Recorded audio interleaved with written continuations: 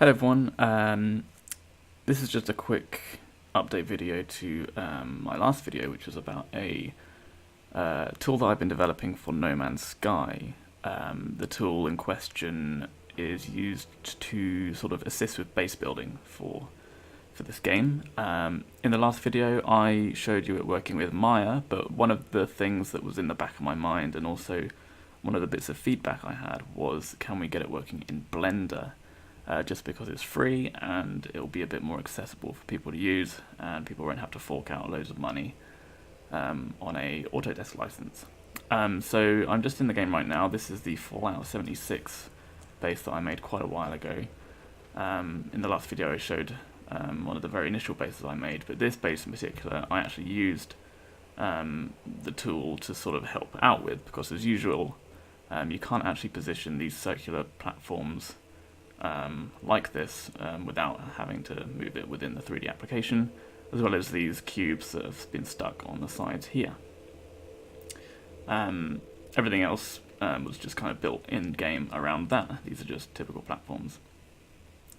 And there was a little communications terminal because someone visited a little while ago, which just shows that it actually works for every other player in the game. You don't actually need mods for this tool to work. So let's jump out of the game and see what this base looks like within Blender.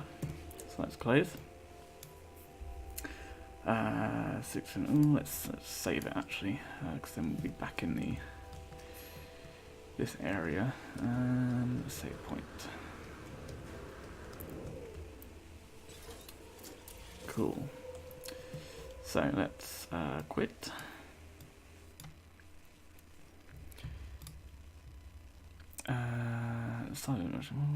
Yes.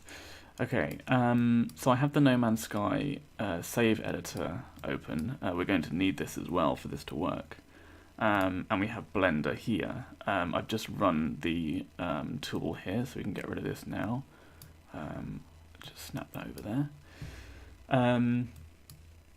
Once you load the tool, you'll be presented with this UI. This UI is very similar to the one that I developed for Maya as well. You'll have a base information area at the top and an area where you can select building parts, and they'll be populated within the scene. So if I just start pressing things here, I can move them around like so. And these are very just simple representations of what the items are in game, just to keep it light when loading the resources from the tool. So the way this is going to work is we need to find the base that we want to edit within No Man's Sky editor. So let's click on edit and click on edit raw JSON. This gives you your entire save file in a sort of readable format. And what we want to do is go to the left and we want to find the base that we want to edit. So what we go to is player state data, and then we scroll down and find, I always lose this when I look, persistent player bases. And under this key you have an index for every base that you have within the game. One of these will represent the freighter base, but every other one will be a base that you've made on a planet. So the way that we find the base in particular is if we select one, and usually you have a set of keys here. Actually, you might be able to open... Yes, if you expand this and just go to name, then it's going to give you the name of the base. But usually what I do is stay on this level and I just find it by scrolling, and it's usually at the bottom where it says name origins. So what we want to look for is the Vault 76 one. So it's not that one. Is that at the top? Nope. It's an empty one, not that one. Oh, that's the freighter. Third one, no, it won't be that one. Nope. Vault 76. Okay, so what we now want to do is highlight the entire thing and press Control C to copy it. This will bring it into your sort of system clipboard. And what I've made the tool in Blender do is read your clipboard when you press import. So all we need to do is press Control C and then click import.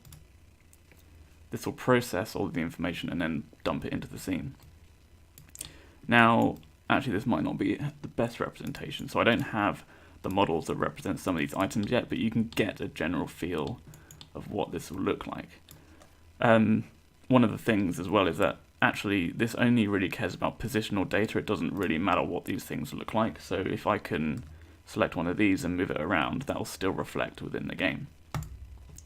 So what we can do now is make some changes. So in the last video I kind of did some sort of acceptable changes where I just duplicated a little box around and kind of just, you know, moved it like that and kind of did this thing, which is perfectly fine. But this tool does open up a lot more other possibilities. Let's say we wanted to build some nice kind of like hovering platform and some weird structures. It's actually fine to do that as well. So for example, we can select this platform, we can press Ctrl D to duplicate, and we can just move it around. And this is perfectly fine to do within the game. The game will read this and actually position these things in this way. And what we can also do is actually add other bits and bobs from the left. So let's just say, let's build a container, and let's just place it like on one of the sort of slots on the side of the vault. So let's just place it there. Let's just kind of move it out. And then something else that we can do.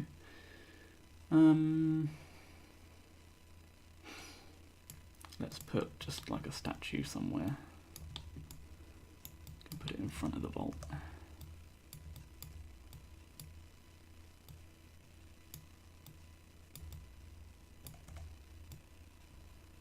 And just to demonstrate another kind of thing, we can delete that. We can build a blob statue. Let's do a gold one.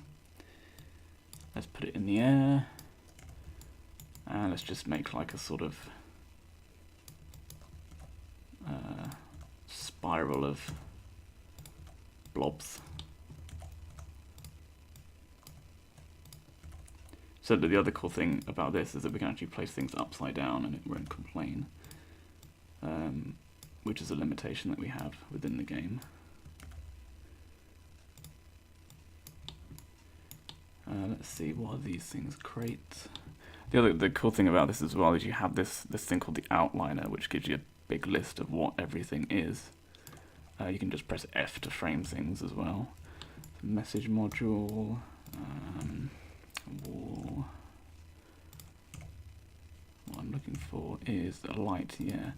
So now I can't really see this because it's just a cube at the moment, but what I kind of have a good idea of is you can create sort of standing things that are designed to be standing, but let's say it's just fallen over because it's you know, like a kind of an abandoned place. So let's just do that and see what it looks like. It might not look perfect in the game, but it kind of represents the idea. So we have made the changes, and we want to bring it back into the game. And all we need to do is press Export NMS, and that will bring the data from Blender into your clipboard. So the same way that we did Control-C here, this is basically doing Control-C of JSON information, which is the saved data, into your clipboard. So we're kind of bringing it back out. So what we do is we highlight here, and we just press Control-V, and it's basically brought the information back in. It might be in a different order, but that's completely fine. Ordering doesn't matter when it comes to these things. Okay, and then what we can do is we can press X, and it'll ask you to change to save it, and we can press yes, and then we can save the changes here. The good thing about this tool is that it gives you backups every time you make edits, so even if you think you've messed something up, you can always roll back. So now that we've done that, let's load up the game again, and we can see our changes.